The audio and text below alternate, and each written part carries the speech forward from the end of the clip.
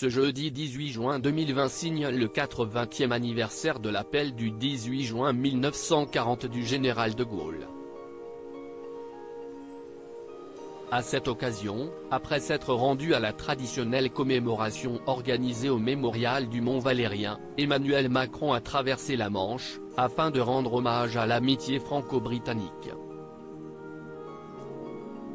Sans son épouse Brigitte Macron qui n'a pas pu être présente suite à une opération, le président de la République est arrivé à Londres en début d'après-midi, et a été reçu par le prince Charles et son épouse Camilla Parker Bowles.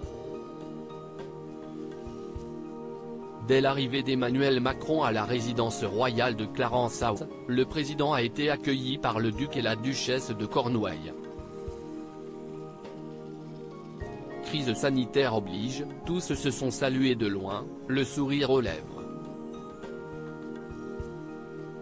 Puis, après une cérémonie hommage qui s'est jouée sous la pluie, Emmanuel Macron et le prince Charles se sont rendus à Carlton Gardens, lieu symbolique car il s'agit de l'ancien quartier général de la France libre et du général de Gaulle.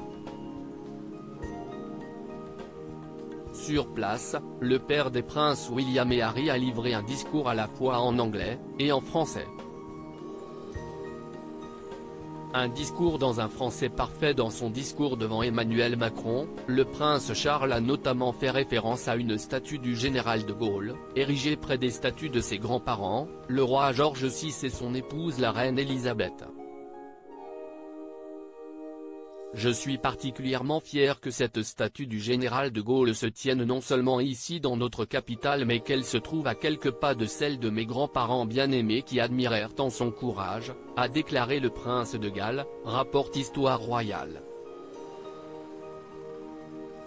Puis, le prince Charles a de nouveau rendu hommage à ses grands-parents. L'appel du 18 juin prononcé par le général de Gaulle incarne l'esprit de la résistance française mais il faut aussi écho à la détermination des Londoniens et de tous les citoyens britanniques, qui refusèrent d'abandonner le combat pour la liberté.